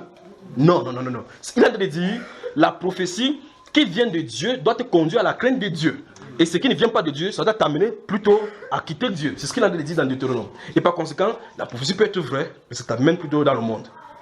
C'est ici, n'est-ce pas? Mais pourtant, la Bible déclare dans 1 Corinthiens 14, à partir du verset 28, il dit que mais si quelqu'un entre au milieu de vous et qu'ils sont des prophétisés, vous prophétisez, les non-croyants sont touchés par leur cœur, les secrets de leur vie sont révélés. Il dit qu'il va seulement tomber à genoux et adorer Dieu, en disant que Dieu est vraiment au milieu de vous.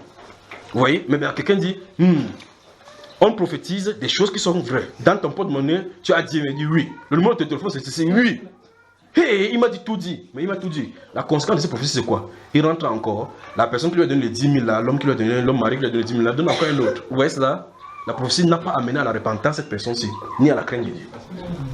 Donc, il faut connaître les enseignements du prophète. Et ce que c'est que le prophète, effectivement, d'après le Seigneur. Vous ne pouvez pas regarder le prophète avec vos yeux comme ça en sachant. Maintenant, vous dites, le frère Olivier, il dit, il se présente ici, dans la chambre. Il dit, Seigneur, il va aller prêcher à Tamja. Il y a un quartier qu'on appelle Tamja ici. Oh, Dieu merci pour cela. Il m'avait recouvré à Tamja. Il dit que, remarquez bien le climat du dehors. Vous avez le climat, non? Il menace de pleuvoir. Ah, Seigneur, qu'il ne pleuve pas, qu'il ne pleuve pas, qu'il ne pleuve pas à Tamja, qu'il ne pleuve pas à Tamja. Il est le seul chrétien de Tamja, frère. Il dit que c'est ok. Le Seigneur dit, ok, vas-y. Et qu'il dit, waouh! Il ne doit pas pleuvoir. En sortant, il est content. Il ne doit pas pleuvoir. Dieu m'a dit que je vais. Il ne doit pas pleuvoir. En temps, c'est dit que ouais, Seigneur, mes plantes que j'ai mises là depuis 4 jours ne pleuvent pas. Ça va périr. Oh Seigneur, fais qu'il pleuve jusqu'à ce que la terre soit mouillée. Ils ont demandé, ils ont fait une même demande dans le même lieu. Dieu dit, vas-y, je ferai tomber la pluie pour ta semence. Elle sort et dit que Dieu va faire tomber la pluie ici à Tamja. Gloire à Dieu, alléluia, tout le monde dit alléluia. Celui-ci part comme ça, par la pluie, fait ça le mouille bien, il dit wonderful. Dieu m'avait dit qu'il ne peut pas pleuvoir. Vous savez ce qui s'est passé? Dieu lui a-t-il menti? C'est ici donc que les prophètes doivent se reconnaître. Il n'est pas un faux prophète, elle n'est pas un mauvais prophète. Donc maintenant il y a les enseignements concernant ça. Sinon on va s'éloigner ici, on va arriver. Si on avait du temps, on parlerait de ces choses-ci. J'ai parlé de ceci à cause du fait que j'ai dit que si vous ne voyez pas bien, il y a le verre qu'il faut ajouter. Parce que si le frère est à la fenêtre, regardez bien la fenêtre, le frère Alphonse se trouve ici. Lui qui est proche là-bas, il peut mieux donner l'appréciation de ce qui est dehors par rapport à ce que lui qui est ici. D'accord frère? Ok, regardez bien. Devant donc Dieu, il y a prophète et prophète. Il y a quoi? Prophète et prophète. Il y a les prophètes qui dans leur ministère peuvent faire plier Dieu. C'est-à-dire faire que Dieu change d'avis. Il y a des prophètes que même si je parle, il dit que quitte devant ma face. Vous avez entendu là? Verset 24, verset 25 déjà. Ajoc conduisit promptement. On y va? Ajoc conduisit promptement Daniel devant le roi et lui parlant ainsi. J'ai trouvé parmi les captifs des Judas un homme qui donnera l'explication au roi. Le roi prit la parole et dit à Daniel, qu'on nommait Béchazar, et remarquez bien son nom c'est le nom de leur divinité. Es-tu capable de me faire connaître le songe que j'ai eu et son explication? Daniel répondit en présence du roi et dit, ce que le roi demande est un secret que les sages, les astrologues, les magiciens et les devins ne sont pas capables de découvrir au roi. Mais il y a dans les cieux un Dieu qui révèle les secrets et qui a fait connaître, écoutez bien ça, vous parlez des prophètes, et qui a fait connaître au roi Nebuchadnezzar ce qui arrivera dans la suite des temps. Dieu a parlé de l'église, de la venue de Jésus, de l'enlèvement, du jugement dernier, de la restauration du nouveau royaume à Nebuchadnezzar. C'est terrible. Et Daniel dit qu'il a donné le renseignement sur ce qui va passer dans la suite des temps. Mais comment ceci est arrivé? C'est ce que le prophète va dire ici. Dans la suite des passages, maintenant quand il va commencer à lui expliquer, Daniel explique même les circonstances qui ont amené à la révélation, mieux encore au secret que Dieu a donné à Nebuchadnezzar. Il lui dit que dans ta couche, il t'est monté la pensée, en pensée, ce qui arrivera après toi. Donc ça veut dire que le monsieur en dormant, il a fini de faire peut-être ses différentes visites qu'il avait, et puis il part dans sa couche, il se couche comme ça. Une pensée lui vient, une pensée. Vous parlez de prières. Une pensée lui vient. Vous vous souvenez de Néhémie, n'est-ce pas? Quand il a entendu une nouvelle venant du pays, une pensée lui est venue, la prière. Il y a des prières terribles, je vous le dis. Et donc, la Bible déclare qu'une pensée lui est venue. C'est Daniel qui dit dans la suite, donc maintenant, il va se m'embrasser maintenant jusqu'à la suivante. Alors, une pensée lui est venue. Il était monté dans tes pensées ce qui arrivera après toi. Donc, ça dit Nebuchadnezzar seulement dit, ok, souvenez-vous de son père. Son père, c'est le vrai fondateur. Lui, celui-ci a régné pendant 40 ans, 41 ans. Après lui, maintenant, ses fils vont commencer à se diviser. Et maintenant, il dit, ok, voici 41 ans de pouvoir que je suis en train d'avoir. Je domine sur l'Inde, j'ai 120 pays de ce côté-ci, je gouverne ici. Maintenant, finalement, après ça, est-ce que quelqu'un d'autre pourra gérer? Voilà les pensées. Quand il a dit comme ça, pam, le sommeil l'a pris. Dieu est venu donner la réponse. Ok, comme tu poses la question sur l'avenir, ce qui va arriver sur le trône et commence là, je vais te donner non seulement ça, je vais te montrer jusque dans l'éternité. Pourquoi Dieu fait cela? Pourquoi? Il finit de donner comme ça. Il sait effectivement en se réveillant que c'est un songe qui est dangereux pour lui et pour les générations futures. Ils verront chercher à savoir. Mais celui qui a donné ce songe-là, comme le livre de Job dit au chapitre 33, verset 14, que quand les hommes sont livrés au sommeil, Dieu met les sceaux à leur esprit. Donc, met les instructions et puis met le cachet là-dessus pour que ça ne change pas. Et donc là, quand il est couché et qu'il reçoit cette révélation du Seigneur, Dieu lui-même enlève de son propre gré pour que ce soit son prophète, pour que la gloire lui revienne. Pour que le prophète vienne interpréter. Le prophète va prier, Dieu lui dit ce qu'il lui a dit. Il donne l'explication. Il dit que dans ton songe, tu voyais, et voici une statuette s'éteignait au niveau devant toi. Quand il fait comme ça, la personne ne voit le songe. Le monsieur touche sa barbe comme ça, il dit wonderful, wonderful. C'est pas étonnant qu'ils ont appelé Daniel Belshazzar, parce que Belshazzar représentait leur divinité. Ils ont appelé que Belshazzar. Et subitement, ils ont commencé à faire une statuette pour lui, pas vrai? Pour l'adorer. Parce qu'on a dit clairement que si quelqu'un révèle ça, c'est que c'est un Dieu qui n'habite pas dans le domaine des vivants. Donc, Daniel est un Dieu pour eux. Vous savez, c'est ça? Bon, on arrête donc là-bas. Fermez la Bible. Au chapitre 4, ce même roi, il va donc voir. Il va seulement citer maintenant. Au chapitre 4, il va donc voir encore maintenant. Daniel, c'est facile, il va voir la vision du grand arbre. D'accord? Le roi va voir la vision d'un grand arbre qui était là. Et donc, finalement, les veilleurs. Entendez ça? Les veilleurs. Vous avez entendu ça? Les veilleurs, ceux qui veillent. On va dire ceux qui veillent. Vont demander comme couple. Maintenant, écoutez-moi très attentivement. Quand vous allez au ciel, ça peut choquer. Je suis responsable de ce que j'ai dit. Vous êtes Bafoussam. Bonjour à Bafoussam. Bonjour. Voilà. Vous avez vu l'Assemblée nationale, n'est-ce pas? Il y a l'Assemblée nationale au ciel. Amen. Où les gens vont souvent, ils s'asseyent comme ça là. Le chef s'assoit. Il discute sur un pays précis sur le pays. On discute des événements sur le pays. Oui, qu'est-ce que vous avez comme rapport sur la terre? Les anges avocats prennent les dossiers des pays. Ils se tiennent devant la barre. Ils déposent. Il dit qu'au Cameroun, il y a l'élévation de la corruption. On tue beaucoup d'enfants. Vous riez. C'est ça qui amène les décisions qui se passent sur la terre. Les gens ont l'impression qu'on s'assoit comme ça, les événements suivent les cours. C'est pas comme ça que ça se passe. C'est pas comme ça que ça se passe.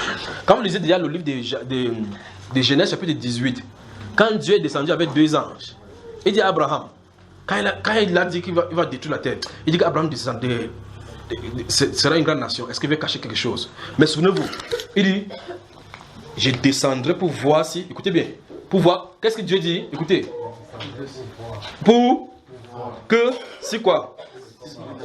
Si c'est que, qui dit alors? Ouais, vous voyez ça, n'est-ce pas? Dieu dit qu'il est les autres, ouvrez Genèse, regardez comme ça, comme la poupée Barbie, ouvrez Genèse.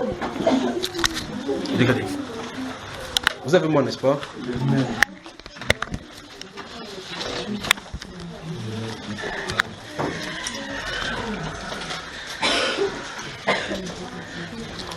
Ils sont de vouloir aller. Écoutez très attentivement ce qu'il veut dire là maintenant. Ceci, ça dépasse l'entendement de Jésus est venu, il est donné une mort pour la croix. Oui, ça c'est l'évangile, c'est simple. Je parle de ce qui concerne les prophètes. Voilà. J'ai dit Genèse chapitre 18. Ok. Je vais lire à partir du verset 1. Suivez attentivement. Écoutez, je vais lire jusqu'à ce qu'on va retrouver l'endroit où il y aura ces conversations, d'accord? Vous êtes déjà, au moins Genèse c'est la première partie, même si les Bibles sont perverties, n'importe comment, tournées n'importe comment, c'est quand même la première page.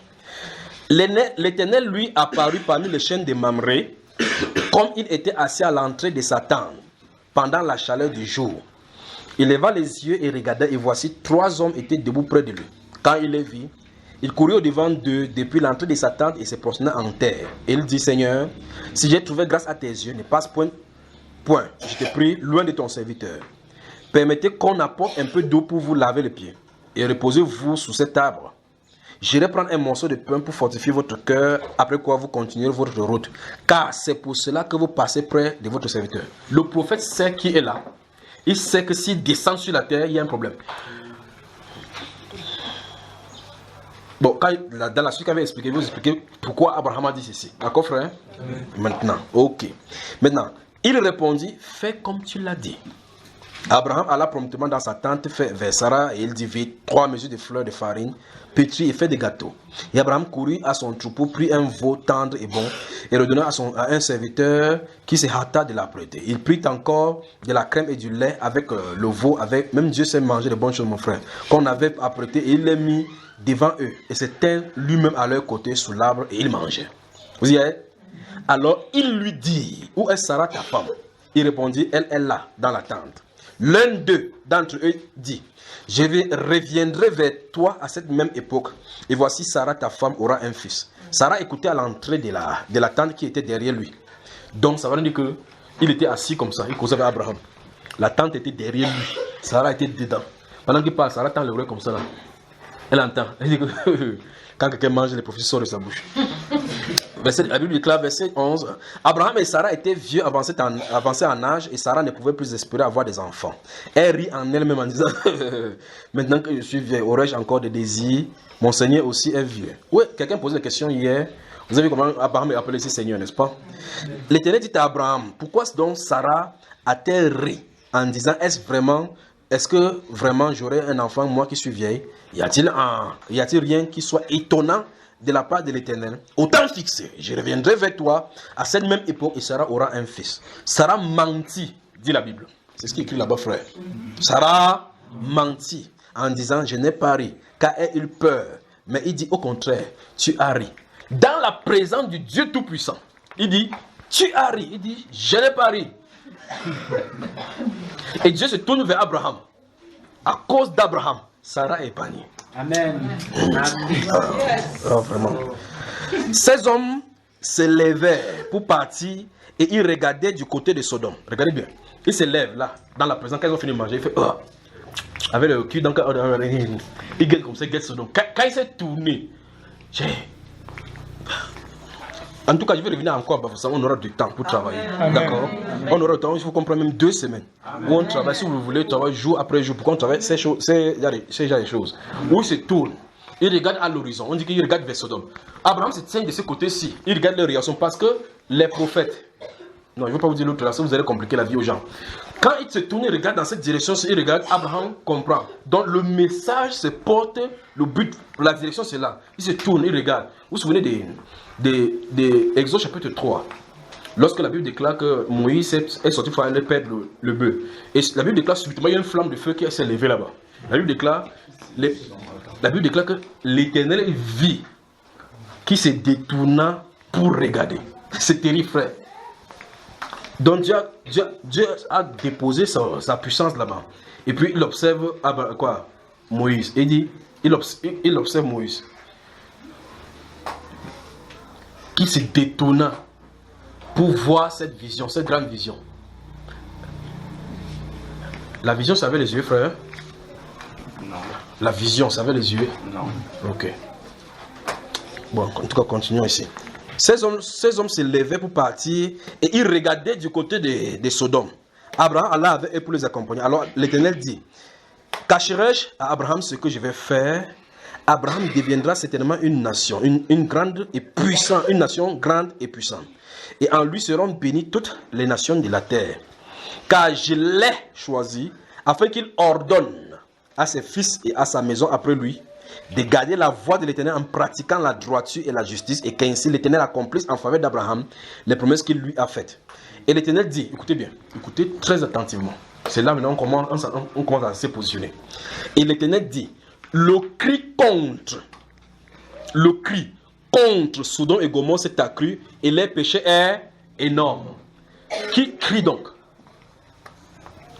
On dit, regardez bien, Sodome c'est une localité et Gomorrhe.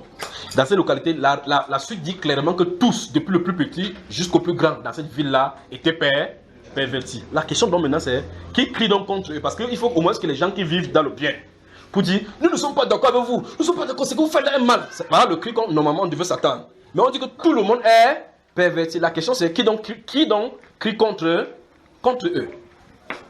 C'est Dieu qui donne le renseignement ici. Il dit que le cri contre Sodome et Gomorrhe s'est accru et leur péché est énorme. C'est pourquoi je vais descendre. Il se trouve où là maintenant? Tu es sûr, frère? Il est dit parler où? On dit qu'il a Abraham, il venait manger le cul dans la bouche comme ça. Il parle en regardant Sodome et Gomorrhe. Il dit qu'il va descendre. Bon, quand il a fini là, avant de causer, il est descendu. Vous avez lu la Genèse, non frère? Quand il a fini, il est descendu là-bas. Ok. Bon, vous vous avez posé la question. Il a dit, je vais. Écoutez, regardez. C'est pourquoi je vais descendre. Et je verrai s'ils ont agi. Écoutez très bien. S'ils ont agi entièrement selon le bruit venu jusqu'à moi. Et si cela n'est pas, je le saurai. Vous avez vu ça, frère? Quel bruit est arrivé à Dieu?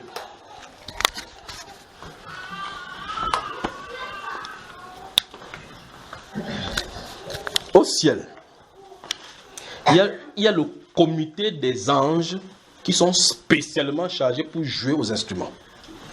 Au ciel, il y a le comité des anges qui sont spécialement chargés pour la guérison. Donc quand vous priez sur la terre, quand vous êtes là, vous dites, je prie, sois guéri au nom de Jésus. Amen. Ceux-là, ils sont là pour ça. Au ciel, il y a des gens qui sont là seulement, ils s'entraînent chaque jour. Ce sont les billes. Et puis quand il y a combat, ce sont eux. Celui de la guérison n'est pas là-bas. Quand vous boum, c'est celui-là qui vient. Quand il y a question de protéger, il y a ceux qui le font. Il y a ceux qui sont là spécialement pour le culte. Quand vous priez, quand tu dis ici, Seigneur, dès exercer le prière est béni ici. Il y a des anges qui sont chargés pour ceci. Ce sont eux qui prennent ceci pour dire du Seigneur. Voici ce qu'on demande sur la terre. Vous savez ça, frère? Ok, donc, au moins, voilà maintenant. Au moins pour la prière, vous savez, parce que vous avez vu ça dans la Bible. Que voici les anges qui ont tiré l'ascension, le parfum, qui apportent le parfum, qui sont les prières des saints, n'est-ce pas? Parce que vous avez vu l'autre là. Mais c'est pas seulement, ils ne sont pas seulement au ciel seul. Et ce n'est pas tous les anges qui font ce service. Quand l'ange s'est tenu là-bas, quand Jésus s'est tenu avec les enfants, il a dit faites attention aux petits enfants, parce que leur ange se tient devant le Seigneur. Tu prends un enfant, vous voyez sur WhatsApp, on prend un enfant, quand le patron fait tcha. Jésus dit, là, cet enfant se tient devant le Seigneur. Qu'est-ce qu'il a dit? Il se tient devant le Seigneur et voit la face du Père. Comprenez ça, frère? Donc il y a des anges assignés spécifiquement pour les enfants, à cause de leur innocence. À cause de leur innocence. C'est les catégories des anges les plus puissants. Si Dieu les relâche, c'est qu'il va taper. Vous allez voir les mamans et les papas ici sur la terre. C'est qu'ils vont le faire. Donc quand tu prends un enfant, tu fais ta. C'est que l'ange va te corriger, que tu comprennes que quand quelqu'un est inconscient, on ne doit pas le corriger comme ça. Alors maintenant, ces anges, quand ils sont sur la terre, quand la maman s'enflamme, ils donnent seulement le conseil sur le cœur, pour adoucir le cœur vis-à-vis de leur enfant. Et puis subitement, cette maman qui était enflammée pour son enfant, voit encore son enfant avec amour, ne sachant pas que c'est le travail de cet ange ici. Vous voyez ça, frère? Alors maintenant, Dieu, revenons à notre sujet. Sans de vous dire des choses ici là. Revenons à notre sujet. Dieu dit ici, face à face à Abraham, il dit le cri contre Sodome est énorme. Le cri. Donc, il y a des cris qui sont montés. Puis il dit qu'il va descendre pour voir si le bruit qui est arrivé à lui est vrai. S'ils ont agi tel que le bruit est arrivé. Donc, à l'Assemblée nationale, lorsque le cas de Sodome et Gomorrhe a été discuté, on a donné des rapports en disant que c'est très grave là-bas. Un enfant, tu passes comme ça, il peut prendre même un arbre. Vous comprenez ce que ça me dit, non, frère? Que c'est grave au point où ils attrapent les chèvres, ils attrapent, c'est que c'est très grave. Il dit, oui, nous allons descendre pour faire l'investigation. Mais en fait, ils descendent pour faire les investigations. Parce que quand les gens vont là-bas, ils disent clairement à l'autre que l'Éternel a résolu. A fait quoi, frère? Résolu. Donc, la résolution finale, quand l'Assemblée s'est positionnée, c'est que, qu'on a tapé ces choses. Les choses que vous voyez dans les tribunaux, c'est comme ça que ça se passe au ciel. Vous pensez qu'ils ont pris ça où? Ils font ça là. Pam, pam, pam. Destruction. Quand il s'agit d'amener les gens à plier les genoux, ce sont des puissants anges qui enlèvent seulement de la nourriture sur la terre. Leur part, c'est d'enlever les nutriments sur la terre. Vous entendez, on dit que l'Éternel appelle la famine sur la terre. Tu peux mettre vous appelez les arracher au sol. Les arracher ne sortent pas, vous dire que c'est comment? Il y a des anges responsables de cela. Il y a des gens responsables sur l'eau, les anges de l'eau. Ils sont sur l'eau. Quand on dit catastrophe, ils font ça là. L'eau fait dans le palais. C'est comme ça. Vous me suivez, frère? Voilà. Il y a chaque personne qui s'occupe de ces choses-là. Dans les Saintes Écritures, il est dit, si vous lisez le livre de 1 Samuel, au chapitre 21 jusqu'au chapitre 28, vous remarquez effectivement que lorsque David le prophète avait fait le dénombrement, Dieu a donné 3 fléaux qu'il devait choisir. Quand il a dit, il faut qu'il tombe entre les mains du Seigneur, qu'est-ce qui est arrivé? Quand il a dit qu'il faut tomber entre les mains du Seigneur, parce que sa miséricorde est grande. Il peut quand même taper, mais sa miséricorde est grande. Qu'est-ce qui est arrivé, frère, comme punition? Bon, je crois que c'est bon, ils sentent qu'ils sont fatigués, donc il faut qu'on arrête alors. On peut arrêter dans les enregistrements. Vous avez lu la Bible, là où le prophète David a fait le dénombrement d'Israël, et que le prophète Nathan est venu vers lui, dit qu'il choisit 3 fléaux. Il a choisi de tomber entre les mains de Dieu. Quelle est la conséquence du fait qu'il a choisi plutôt de tomber entre les mains de Dieu? Frapper le peuple. Frapper? Qui? Dieu, en fait, Dieu est descendu là comme ça, taper sur les gens. Non, un ange. Un ange. Mais quand le peuple tombait, la Bible déclare que le peuple tombait de part et d'autre, n'est-ce pas? Des pestes, c'est pas vrai? Mais est-ce qu'on savait que c'était un ange qui était derrière? Subitement, quand il s'est tourné, il a vu là-bas sur la montagne, il a vu un ange qui était là, il avait dressé sa main sur Jérusalem comme ça. Les gens tombaient, pas vrai? C'est ainsi. Il y a des gens qui sont responsables de cela. Donc quand Dieu dit, ok, sors de ma présence, il sort, l'ange sait exactement ce qu'il faut faire. Il tient seulement la main. Vous entendez? Bam! Bam! Bam! Bam! Jusqu'à ce qu'il a dit, assez. Dieu a dit à cet ange-là maintenant que, assez. Il a baissé la main. Le fleuve s'est arrêté. Mais si c'est pas dit, vous n'allez pas savoir que c'est un ange qui a de faire, parce que vous ne le verrez pas. Maintenant, dans le pays ici, les anges parcourent le pays. Eh frère, je crois que vous bougez la tête parce que j'ai dit quand même. Vous bougez la tête, il a dit que les anges parcourent le pays. Il y a des anges qui parcourent le pays pour travailler en étroite collaboration avec les chrétiens dans l'optique de cette réveil-ci. Tout comme quand le président de la République, avant d'aller quelque part, les gars du corps vont quelque part pour se préparer la place pour eux. Ils sont là. Parce qu'ils sont assignés à travailler avec l'église. Le moment vient où vous allez remarquer que les gens sont en train de prêcher comme ça. Oh mon Dieu. Où les gens sont en train de prêcher, vous entendez comment les gens se lèvent pour s'opposer. Quelqu'un se lève et dit, tu entends, bam, il tombe. Vous pensez que, il est question que, mais celui-ci, peut-être le père, c'est quelque chose, c'est pas ça. Quelqu'un se trouve autour de lui. Mais le problème, c'est qu'on ne peut pas voir cela. On ne peut pas le voir. Vous savez, c'est frère. Quand vous voyez vous marchez comme ça, vous dites, je mange, et puis vous lisez que l'ange de l'Éternel campe autour de ceux qui le craignent. Vous croyez que c'est la récitation? Vous croyez que c'est la récitation, frère? Il est là. Il est là. C'est quand il y a des obstacles, vous savez que c'est qu'il est là. Le problème, c'est que c'est dit, mais voici. Il faut une grâce particulière pour qu'il se montre. Mais vous, en tant que serviteur du Seigneur, vous devez savoir qu'il est là. Pourquoi? Comment vous devez savoir? Parce que l'Écriture le dit. L'ange de l'Éternel campe autour de ceux qui le craignent. Alors maintenant, crains-tu Dieu? Qui craint Dieu? L'ange du Seigneur autour de toi. Vous savez, alors quand tu marches, il est là. Tu marches, il est là. Si c'est l'air, il dit, vous le voyez. Si vous le voyez, c'est-à-dire, frère Achille, la prière arrêtée. Dormons tranquillement. Il y a un ange là, il va veiller. C'est pas comme ça que ça se passe. Il est là. Il est là. Il délivre les gens même des accidents sur la route. Il dévie les voitures, il dévie les trajectoires. Parce que beaucoup des accidents sont causés par des puissances démoniaques. Et dont les gens ne sont même pas au courant. Je vais vous expliquer quelque chose qui s'est passé. Le mois s'est passé quoi? C'est le mois de mai, quand nous allions à Yaoundé. Nous rentrions de Yaoundé. C'est moi qui étais au volant. Il y avait un frère qui est venu de la France. Nous sommes allés à Yaoundé. Et puis nous rentrions. Arrivé quelque part, c'est en pleine journée. Sur l'axe pour quitter de Yaoundé à Douala, à un moment donné, je vois une femme à droite de la route qui est en train de marcher parce que je suis en train de rouler et le frère qui est en train de bavarder. Vous savez, je roule, je suis en train de regarder, je roule, mais mon cœur est toujours en prière. On a de causer, on a de rire. Quand je vois cette femme-là, l'interrogation commence quoi?